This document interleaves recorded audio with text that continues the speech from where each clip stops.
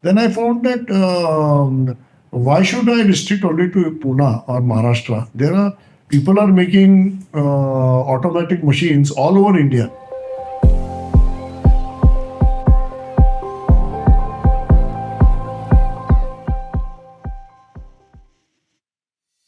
Coming back to the journey, the beautiful journey that you mentioned about Messung, one question always comes to mind that people very soon when they're entrepreneurs, when they're running a company, they restrict themselves to a particular territory. Like Maharashtra I will do or Pune I will do.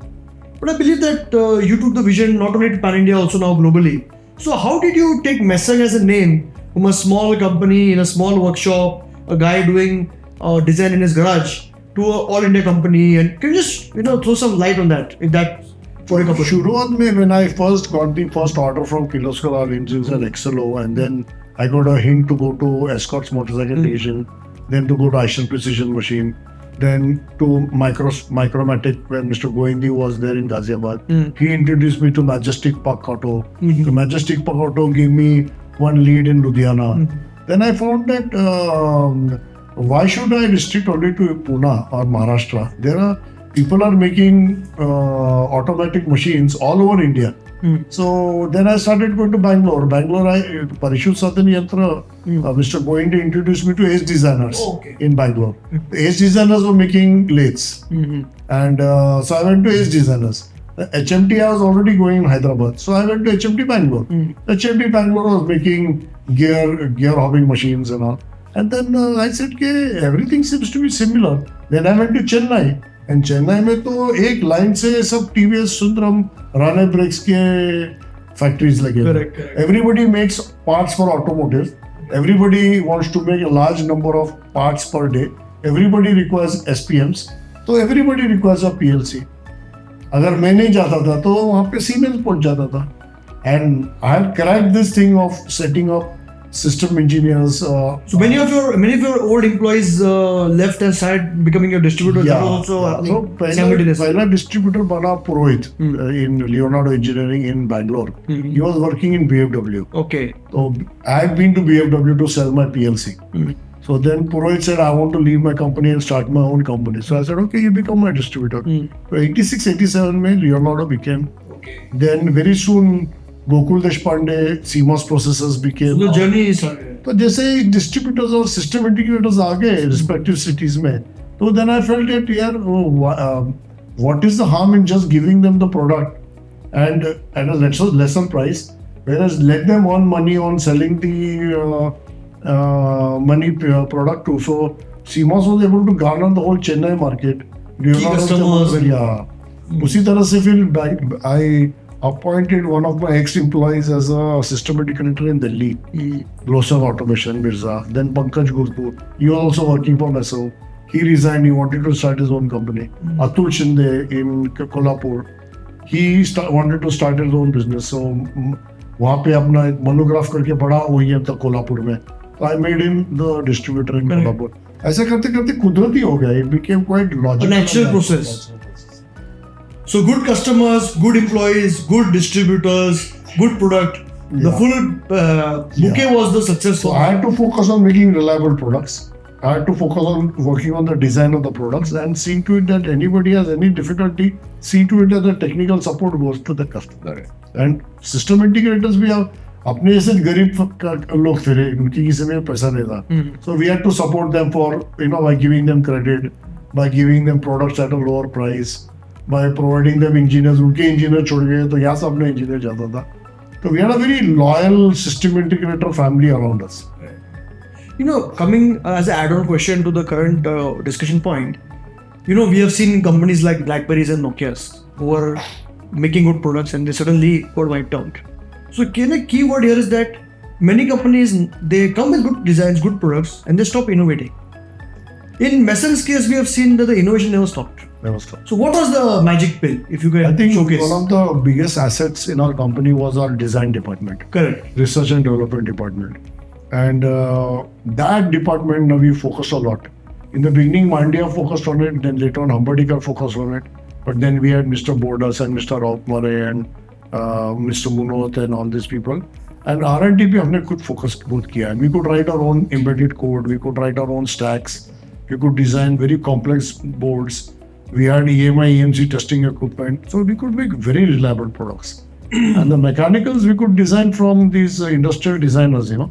So जितना तुम नया बनाएंगे and you use the latest microprocessors, like in our PLCs in 2000, we implemented the IEC 61131 programming software. So that was the latest, which immediately brought us into the big league. So continuously innovating, good R&D, good customer feedbacks. Yeah. What needs to be done? What Up to date रखना पड़ता है. If you don't keep your products up to date, you don't want to redesign the product for 10 years. Normal एक PLC का cycle around 10 years है.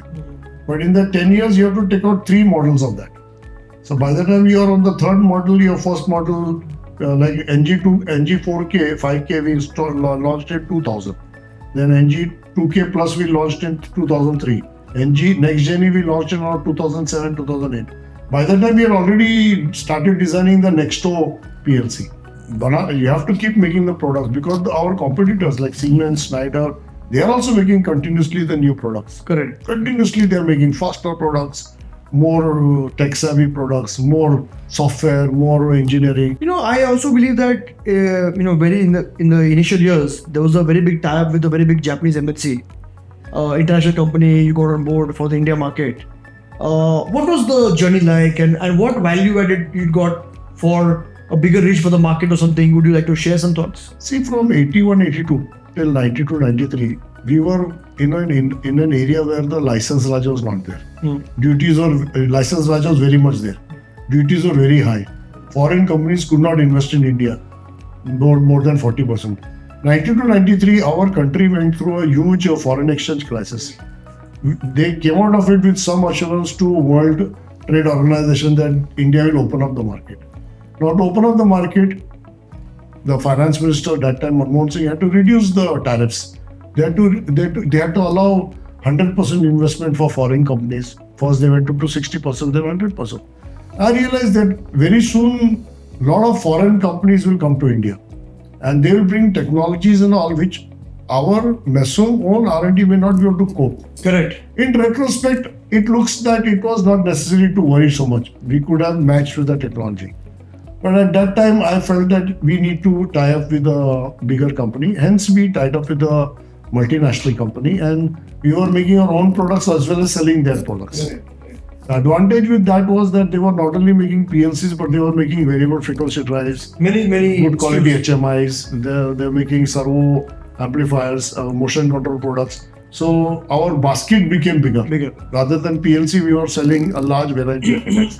That became very advantageous. And because that multinational company was from Japan, all the Japanese car manufacturers and automobile manufacturers, they used to prefer buying the Japanese product. And that sort of made it easy for us. So thoda wo low hanging fruit ho gaya. And to say for the Japanese multinational, quality of the product was very good. They had very good range of products and they supported us a lot in the marketing and pricing and things like that. So we were able to enter markets like the automotive industry, pharmaceutical industry. We made a big entry into textile and LMW was our big customer. Then we made a big entry into plastic, the stretch film. EMM and blow film and so we standardized our product on 3 or 4 major OEMs. Major OEMs means Loya, starting up. Key accounts. Key accounts. So very quickly we found our top line increasing rapidly. Though our own indigenous product also was increasing, but we could also get more turnover with the multinational product. And was it always a challenge for you to keep your team motivated? Like easily they would say, I would like to be in this global thing or do make in India. Or so was it always a challenge for you? Internal fights, elder brother, younger brother. It was a challenge. How did you face it, or just you went with the flow? It was just juggling things. But I must give credit to Banalikar and his indigenous team that they never gave up and they continue to sell Messung products because शुरू में लगा कि how we can survive with the Japanese product along with us, and then we realized that there are two markets. There are markets who want a branded product, and there are markets who need support.